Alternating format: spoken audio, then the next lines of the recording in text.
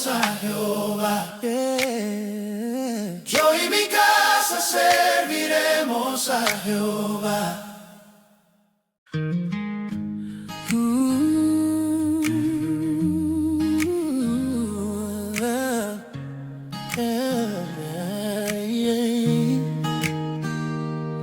Yo vi pasar tantas promesas que el viento se llevó, buscando reinos de arena. Mi corazón se cansó, pero en tu voz encontré descanso. Tu palabra me enseñó, en tu camino firme mi casa se levantó. Yo y mi casa serviremos a Jehová. Aunque el mundo cambie, tú permanecerás. La voz en la puerta, tu pacto escrito está. Yo y mi casa serviremos a Jehová. Sobre la mesa hay esperanza, oramos antes del pan. Niños diciendo tu nombre, aprenden contigo a amar. Si toca el miedo en la ventana, tu paz viene a entrar. Bajo tus alas, seguros contigo queremos estar. Yo y mi casa serviremos a Jehová. Aunque el mundo... Vamos a comenzar con el estudio, ¿verdad?, de lo que es el libro de Filipenses.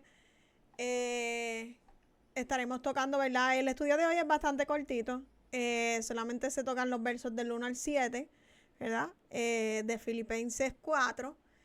Y hoy vamos a estar tocando un poquito de lleno la situación que había comentado desde el inicio de Filipenses, que era lo que era la situación que hubo entre dos hermanas que el apóstol Pablo mencionó. Y hoy la vamos a estar desarrollando. Vamos a estar dando la lectura, ¿verdad?, los primeros dos versos, como de costumbre, de lo que es el capítulo 4 de Filipenses. Y la palabra del Señor se lee en el nombre del Padre, del Hijo y de su Santo Espíritu. Amén. Dice: así que, hermanos míos, amados y deseados, gozo y corona mía, estad así firmes en el Señor, amados. Ruego a Evodia y a Sintique que sean de un mismo sentir en el Señor. Fíjese, vamos a entrar a lo que es el trasfondo histórico, que como de costumbre lo damos, ¿verdad? Para poder entender qué era lo que ocurría específicamente en este capítulo 4 de estos versos 1 al 7. Y aunque ya yo había mencionado anteriormente, ¿verdad?, esta situación de estas dos hermanas, no es hasta el capítulo 4 en que se mencionan sus nombres como tal. Los primeros 7 versículos de Filipenses 4, como la carta de Filipenses, fue escrita, ¿verdad?, por el apóstol Pablo, y él aún continuaba, ¿verdad?, encarcelado. Y él, si nos damos cuenta, ¿verdad?, en lo que hemos estudiado hasta el momento, una de las cosas que él buscaba era preservar la unidad de una iglesia que había sido prácticamente la que más había apoyado al apóstol Pablo. Entonces, a diferencia de otras cartas del mismo apóstol, ¿verdad?, la iglesia de Filipo, ya lo habíamos mencionado anteriormente también, esta iglesia no presentaba como tal lo que era una crisis doctrinal, diríamos importante, pero sin embargo sí se deja ver, ¿verdad?, en esta carta que habían ciertas tensiones internas dentro de la congregación. O sea, y la mención de estas dos mujeres, que eran Evodia, y nos vamos a adentrar porque vamos a ver que no eran cualquier mujeres en esta congregación. Evodia y Sintique indicaba, al ser mencionadas ellas a nombre, en el nombre específico, que existía un desacuerdo, ¿verdad? Que era suficientemente conocido como para requerir que el apóstol Pablo diera una exhortación pública y las mencionara. Fíjese, esto trae a colación hoy en día, ¿verdad? Bueno, esto es algo muy personal mío. Hoy en día hay diría yo, un desorden en cuanto a los ministerios, porque la palabra enseña la forma en la que cualquier ministro, ¿verdad? En este caso, cualquier pastor, cualquier pastora debe corregir a una persona dentro, ¿verdad?, de la iglesia. Y el primer paso que la palabra establece es que la persona tiene que ir específicamente donde esa persona, o sea, llamarlo aparte, y si esa persona, ¿verdad?, ha cometido algún pecado, alguna falta, etcétera, etcétera, vaya directamente a donde esa persona. Eso es lo que enseña la Escritura, ¿verdad? Dice que uno con espíritu de mansedumbre vaya y lo corrija aparte, ¿verdad? Tristemente, y hay que decirlo, hoy en día eso es un proceso que está matando mucho las iglesias, porque incluso se utilizan los altares, incluso se utilizan, ¿verdad?, las prédicas para quizás a lo mejor resolver problemas personales que se resuelven yendo donde el hermano y hablando con ese hermano. Claro está que siempre va a estar el que pues, lamentablemente, como dicen por acá, tiene delirio de persecución, y cualquier prédica, cualquier exhortación la va a tomar en sentido personal.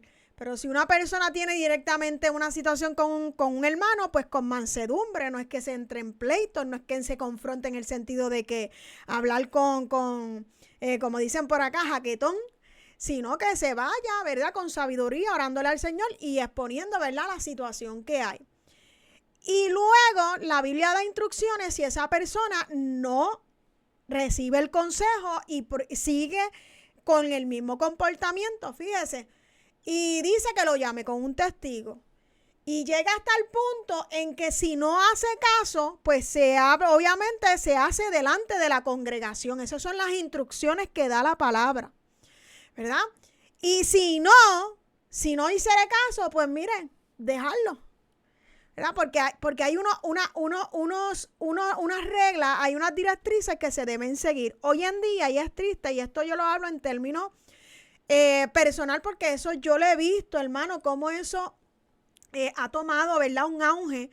Yo vengo de una doctrina en la cual esto se practicaba.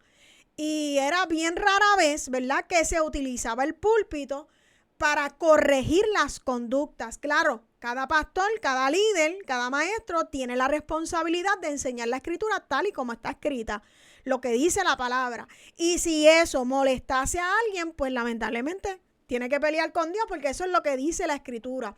Pero utilizar el altar, utilizar el púlpito para ridiculizar, para avergonzar, para quizás a lo mejor arreglar problemas personales, la palabra no avala ese tipo de comportamiento, y eso lamentablemente se está viendo hoy en día. Yo en lo personal los llamo los asesinos de los altares, ¿verdad? Porque quizás a lo mejor tienen frustraciones internas y exponen, ¿verdad?, en los altares todas esas cosas, ¿verdad?, que tienen internas, lo cual no debería ser lo correcto. ¿Y qué pasa? ¿Por qué traigo esto a colación? Porque una de las cosas que el Señor me llevaba, y es que si Pablo menciona a estas dos mujeres, que no son cualquier mujeres, las vamos a ver más adelante en el transcurso del estudio, si las menciona es porque ya Pablo había agotado todos los recursos y todo lo que la palabra había estipulado, y por eso prácticamente es en los primeros versos que se mencionan por nombre a dos hermanas, porque el conflicto era tan interno, era tan fuerte, que Pablo tuvo que mencionarlas por nombre, porque eso estaba afectando a la iglesia. Entonces, Pablo ya había recurrido, quizás a lo mejor la Biblia no lo establece, pero sabemos que Pablo era un hombre dirigido por Dios. Se puede inferir ¿verdad? Y inferir de algo no es pecado. Es que a través de los estudios uno puede inferir porque quizás el texto nos da quizás el visto bueno de nosotros poder, ok, espérate, si esto está ocurriendo, quizás es eso. Ahora, yo no puedo asumirlo, ¿verdad? Porque no hay una evidencia concreta de que lo mencione específicamente. ¿Ve? Pero entonces se puede inferir que si Pablo las mencionó por nombre es porque ya él quizás a lo mejor ya había hablado en aparte con ellas dos. Quizás individual, quizás en conjunto, pero lamentablemente estas hermanas no habían aprendido. Entonces, ¿qué pasa? Que esto indica que existía, ¿verdad?, un desacuerdo lo suficiente, ¿verdad?, para que Pablo tuviera que requerirlas, exhortarlas públicamente. O sea, coger una parte de una carta para exhortar a estas mujeres y llevarlas a la reconciliación. Entonces, ¿qué pasa? Que aunque Pablo no revela, ¿verdad?, la causa del conflicto, el hecho de que ambas mujeres hubieran trabajado junto a Pablo, ¿verdad? Porque la palabra lo vamos a ver en los próximos versos. O sea, haber trabajado con Pablo en el evangelio muestran que estas mujeres eran colaboradoras influyentes de la iglesia. O sea, no eran cualquier persona la que tenían el conflicto, sino eran dos colaboradoras de Pablo que tenían ese problema. Entonces, en una comunidad pequeña como era Filipo, un conflicto entre personas del liderazgo podían afectar la armonía de toda la congregación. Y eso, hermano, eso ocurría antes, ocurre hoy, afectaba antes y hoy en día eso es una de las cosas que más afecta a la iglesia cuando existen conflictos entre liderazgo. Entonces, ¿qué pasa? Que por ello, ¿verdad?, Pablo insiste en que ellas se tenían que reconciliar. O sea, él insiste en la reconciliación, en la estabilidad y en una actitud serena frente a las circunstancias. O sea, este conflicto era real. O sea, y era la primera vez que en la carta de Pablo él identifica a las personas por su nombre. O sea, en cuestión a conflictos. Porque si vemos más adelante, él habla de muchas cosas, pero no identifica a nadie por nombre. ¿Ve? No se sabe porque no existe como tal el texto ahí, aunque podemos inferir y los voy a llevar ya mismo a los versos. No se sabe quién tenía la razón. Y de hecho, Dios no busca quién tiene la razón. Dios lo que quiere es un llamado a la reconciliación. Entonces, porque para pelear, acá en Puerto Rico decimos, para pelear se necesitan dos personas. Una persona, bueno, hay gente que pelea hasta solo, ¿verdad? Pero para pelear se necesitan dos. Entonces, ¿qué pasa? Que no se sabe, ¿verdad?, quién tenía la razón o cuál fue la causa específica o cuánto tiempo llevaba el desacuerdo.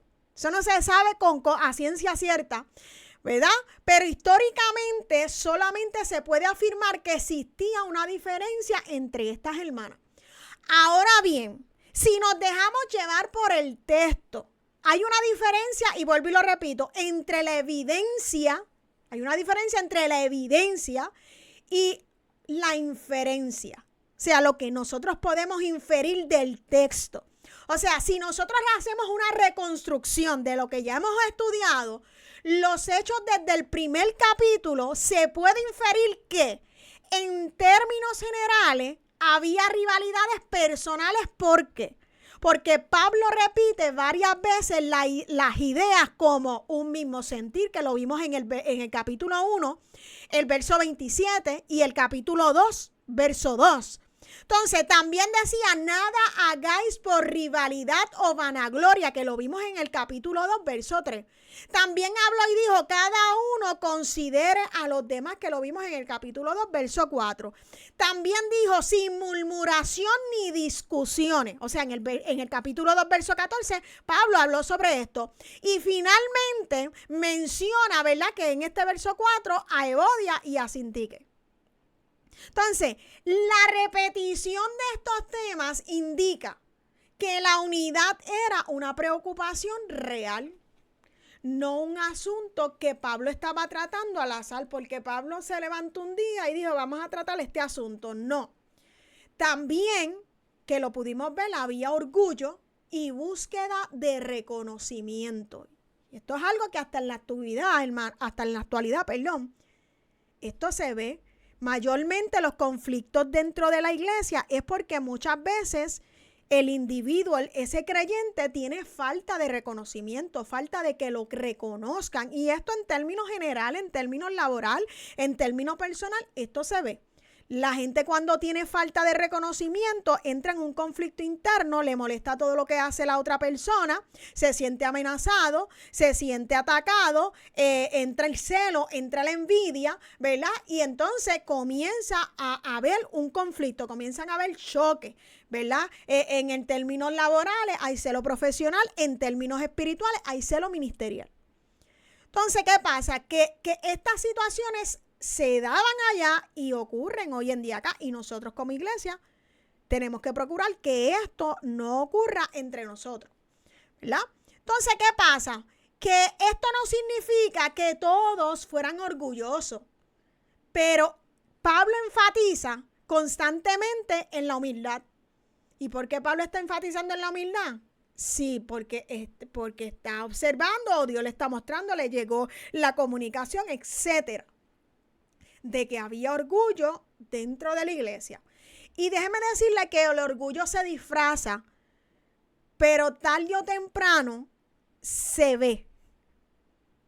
Porque yo creo que todos aquí pudiéramos decir que hemos visto una persona y uno dice como, diantre, pero qué orgullo es esa persona. O sea, en términos general, como que, espérate un momento, como que, ¿ves? Porque, y se puede disfrazar de humildad, pero tarde o temprano ese orgullo brota. Entonces, y él consideraba a otros, ¿verdad? Y él consideraba a otros superiores, ¿verdad? Que Pablo decía que había que considerar a otros superiores, sugiere que algunos creyentes, ¿verdad? Incluyendo a estas hermanas, estaban actuando movidos. ¿Por qué? Por lo que era el prestigio personal, porque ya nosotros habíamos mencionado, ¿verdad? Que para los romanos el prestigio era algo importante, ¿ves? Ellos vivían alrededor de eso, ¿ves? Se veían influenciados. Entonces, existían desacuerdos internos en la iglesia, aunque no parece tratarse de divisiones formales, porque hay divisiones formales y hay divisiones que se esconden, ¿verdad? Por eso la Biblia dice que el trigo y la cizaña tienen que crecer juntos. Hay gente dentro de las iglesias, hablando en términos generales, que son cizañas, y si es necesario que estén ahí. Y eso a su tiempo Dios se encargará, porque la Biblia es clara. Y hay divisiones internas que están camuflajeadas. Pero en el caso de la iglesia de Filipo, ¿verdad? Habían desacuerdos, pero no eran divisiones formales como en Corinto, ¿verdad? Sino más bien que eran diferencias personales, tensiones entre colaboradores, conflictos de liderazgo, ¿verdad? Y opiniones distintas. Que todo es válido, pero yo creo que ante todo esto, porque no todos pensamos iguales, debe existir el respeto. Hay algo que yo tengo muy mío, y yo digo que es el eslogan, en cuestión a lo personal, nada en sentido espiritual, y es que el respeto no se negocia, el respeto se gana. Cuando una persona no puede exigirme a mí respeto, porque lo tiene que ganar, y yo tengo que ganarme el respeto de las personas. O sea, no es algo que yo llego y me planto y tú me tienes que respetar. No, el respeto se gana, pero una vez uno tenga el respeto no se negocia con nada. Y cuando se pierde el respeto, hermano, se pierde todo. Entonces, ¿qué pasa? Que como iglesia nosotros tenemos que respetar, siempre y cuando no sea un error doctrinal, las distintas opiniones, ¿verdad? Los distintos pensares, porque no todos somos iguales. Imagínense que todos fuéramos iguales, muchachos. Entonces sí, sería un caos. Entonces, en el caso de Bodia y de Sintique, sería, ¿verdad?, el ejemplo más visible de ese ambiente. A esto se sumaba las presiones externas que claramente menciona Pablo en Filipo, ¿verdad? Como la oposición, que lo vimos en el capítulo 1, verso 28, como el sufrimiento, que lo vimos de los versos 29 al 30 de ese mismo capítulo 1. O sea, muchos consideran que la presión de afuera pudo haber aumentado la tensión dentro de la iglesia. O sea, porque en un fenómeno conocido, ¿verdad? Es un fenómeno conocido también en otras comunidades antiguas. O sea, que esto no se veía solamente ahí, sino en otras comunidades, ¿verdad? Este fenómeno que las presiones de afuera influenciaban, ¿verdad? En la iglesia. Entonces, cuando un grupo enfrentaba presiones externas, las diferencias internas pues, podían hacerse más evidentes. Entonces, ¿qué pasa? Que también existía una sola madurez incompleta, ¿verdad? Una madurez incompleta, que eso lo mencionamos en los primeros capítulos, que Pablo quería que la iglesia madurara más, ¿verdad? Entonces, se podía considerar una iglesia, ¿verdad? En términos, ¿verdad? De decirlo así en general, se podía considerar una iglesia sana, pero aún inmadura. Porque Pablo nunca los acusa de haber abandonado el evangelio, nunca dice que estén siendo, ¿verdad? O enseñando o siguiendo falsas doctrinas y nunca los amenaza con disciplina severa. Pero entonces, en cambio, continuamente podemos ver en los versos anteriores, en los capítulos anteriores, que él los anima siempre a crecer, a discernir mejor, como lo vimos en el capítulo 1, los versos 9 y 10. Entonces, a permanecer firme, a mantener la unidad. ¿Ves? Porque quería decir que ellos carecían de madurez. Entonces, ¿qué pasa? Que en los primeros versos, el 1 y el 2 que lo leímos, él luego exhorta a los creyentes a perseverar y a afirmar su identidad en Cristo. Pablo dirige nuevamente su atención a la situación concreta de la iglesia de Filipo. O sea, la cual enfrentaban tensiones internas, ¿verdad? Y presión externa mientras él permanecía encarcelado. O sea, Pablo menciona por nombre a Evodia y menciona a Sintique, ¿verdad? Que eran dos colaboradoras conocidas por la iglesia, no eran cualquier persona. O sea, su desacuerdo era lo suficientemente notorio como para requerir que Pablo las exhortara públicamente, ¿verdad? Y se ve motivado a animar a la iglesia de los filipenses o de Filipo a mantenerse firme a pesar de esta situación, a pesar de las dificultades, y que estas hermanas en específico tenían que buscar la reconciliación. O sea, porque su relación y su conflicto estaban afectando sus propias vidas, ¿verdad? Y estaban afectando a la comunidad de los creyentes. Entonces, con esto, lo que Pablo introduce en estos primeros dos versos es la exhortación final de toda su carta, dirigida específicamente a perseverar, ¿verdad?, en la estabilidad y en la unidad de la congregación, porque eso era lo que Pablo quería desde el inicio, que ellos se mantuviesen unidos, ¿verdad que sí? Entonces, ¿qué pasa? Para que así ellos pudieran resolver cualquier conflicto específico que estuvieran y fortalecer, volvemos a decir, la unidad de esta iglesia. Fíjese que continúa diciéndole, asimismo te ruego también a ti, compañero fiel, que ayudes a estas. Esta se refiere a Evodia y a Sintique, que combatieron juntamente conmigo en el evangelio, con Clemente también, y los demás colaboradores míos, cuyos nombres están en el libro de la vida. Regocijaos en el Señor siempre, otra vez digo, regocijaos. O sea, la iglesia del siglo I contaba siempre con colaboradores reconocidos que ayudaban, ¿verdad?, a resolver situaciones internas. Pablo le escribe desde la prisión mientras la iglesia vive en una colonia romana donde los cristianos enfrentaban lo que eran las presiones sociales, y él le escribe, ¿verdad? Se ve motivado a escribirle, ¿verdad? Y para involucrar específicamente a este colaborador que era Clemente, a quien él le pidió que trabajara con la situación de estas dos hermanas. ¿Por qué lo hizo? Quizás a lo mejor porque ya tenía experiencia.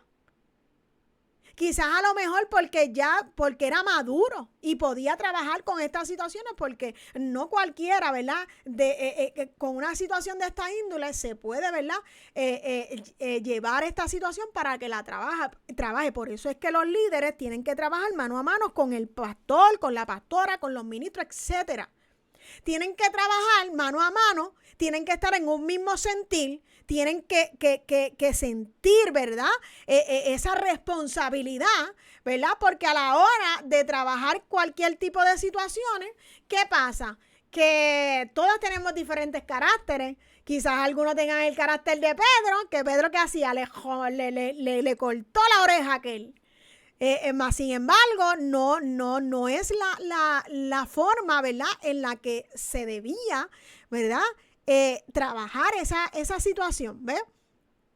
Y como líderes, ¿verdad?, y como colaboradores dentro de lo que es una iglesia, nosotros tenemos que estar lo suficientemente sanos, lo suficientemente maduros y lo suficientemente preparados en un mismo sentir para que si no, por X o Y razón, nos mandan a resolver una situación, tengamos la sabiduría de poder resolverla. Y Pablo envía a este colaborador para que trabaje con esa situación, con el fin de evitar que las circunstancias externas o los conflictos internos dominaran el ánimo de la iglesia, porque la iglesia se estaba viendo afectada. Entonces, su propósito es promover una solución práctica al conflicto y animar a esa congregación, a la congregación de los filipenses, a mantener una actitud constante de fortaleza y esperanza. Porque déjeme decirle que quizás a lo mejor venga dos personas recién convertidas y estén caminando en una iglesia y haya conflicto. Vamos a decir que en el mundo se conocían y vinieron con un conflicto de afuera y se convirtieron en las mismas dos personas, ¿verdad? Puede existir el caso. Lleguen a la iglesia y hay un conflicto.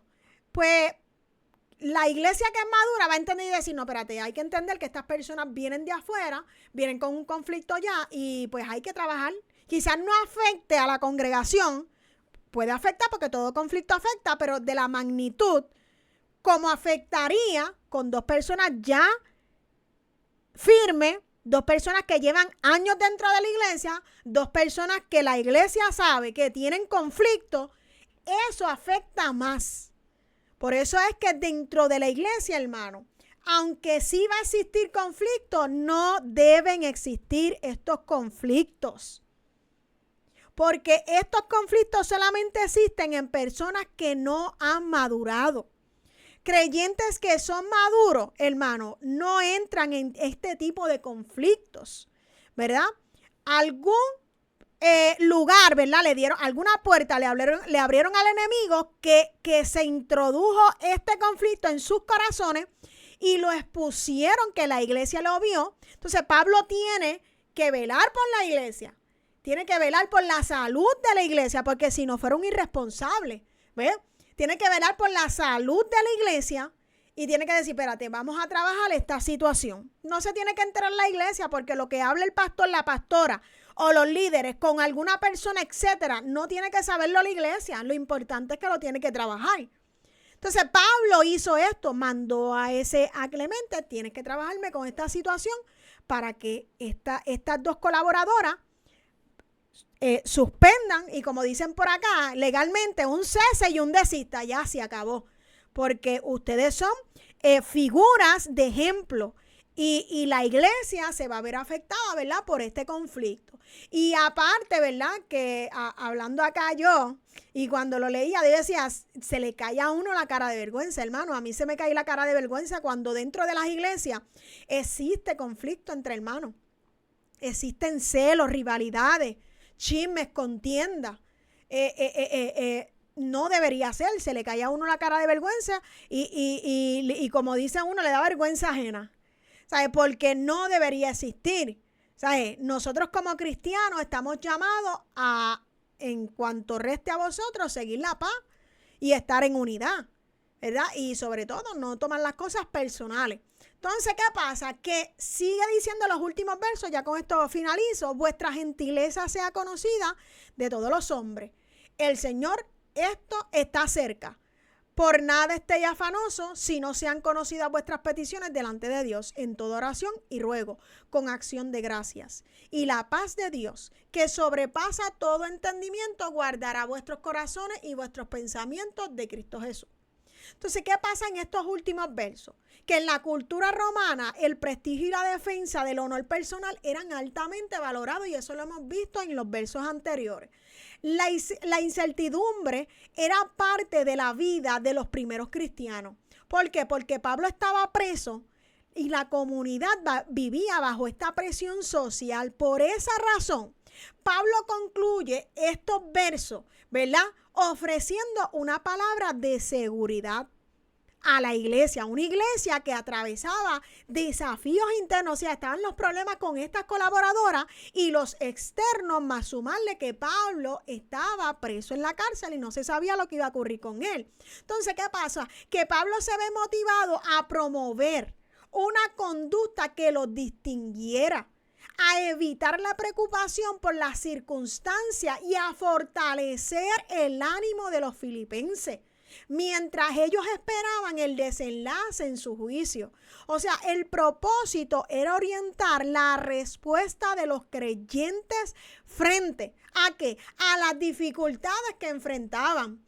Y a fomentar, ¿verdad?, lo que eran las relaciones que se caracterizaban por la amabilidad y la moderación, y cerrar la exhortación, ¿verdad?, que le está dando a estas hermanas en específico y sobre todo a la iglesia, asegurando a la iglesia que podían permanecer firmes aún en medio, ¿verdad?, de estas incertidumbres, de estos problemas internos y de estos problemas y conflictos externos. Entonces, ¿qué pasa? Que la exhortación de Pablo revela que la verdadera firmeza espiritual se demuestra cuando la iglesia enfrenta incertidumbres con una actitud de confianza en Dios. O sea, el llamado que Pablo le hace a la moderación y a la amabilidad muestra que el carácter del cristiano debe sobresalir, aun cuando las circunstancias externas sean adversas. Y Pablo, ¿verdad?, se dirige, ¿verdad?, o dirige la mirada de los creyentes aún cuando las circunstancias externas son adversas, ¿verdad? Él los dirige a una estabilidad que no depende del entorno, porque los ánimos, la fe del creyente, las emociones, el seguir a Cristo no puede depender de lo que nos rodea y las circunstancias, ni incluso lo que esté ocurriendo dentro de la misma iglesia. Entonces, ¿qué pasa? Que no dependía de su entorno, sino que dependía de la obra del Espíritu Santo que había hecho en ellos. O sea, la comunidad cristiana estaba invitada a responder de manera positiva a la presión con serenidad y con convicción, evitando, ¿verdad?, que el temor, la incertidumbre gobernara las decisiones que ellos iban a tomar. O sea, la paz que Pablo promueve no es pasiva, sino una postura activa que sostiene la unidad y fortalece el ánimo en colectivo, ¿verdad? Porque esto no es individual, es en colectivo. Claro que la salvación es individual, pero el animar a la iglesia, el apoyarnos los unos a los otros es colectivo. Entonces, cuando hay conflictos en las iglesias, se conoce lo que es el daño colateral, que se ven afectados, ¿verdad?, quienes menos culpa tienen en ese tipo de conflictos. Y como iglesia, tanto la iglesia de Filipenses y nosotros como iglesia, ese tipo de cosas no debe ocurrir. Y tenemos que siempre tener en la mente a quién yo podría afectar si yo quizás hago este comentario, quizás a lo mejor yo... Hay gente que, claro está, hermano, uno no va a vivir, ¿verdad? Porque también hay que llevar a la gente a madurar, porque no por cualquier boberita usted se va a sentir ofendido y cualquier cosa. No. Entonces, a usted tiene que madurar esa área, pero también nosotros, cualquier cosa, ¿verdad?, que nosotros podamos decir, si este conflicto, esto que yo voy a decir, aquello que yo voy a quizás a lo mejor criticar, ¿verdad?, va a ser de provecho, va a ser de edificación para aquellos que nos están escuchando. Entonces, sobre todo dentro de la iglesia. Entonces, así que estos versos, esta sección concluye afirmando que la fe auténtica permanece firme aun cuando la vida se vuelve incierta. Así que este es el estudio en esta tarde.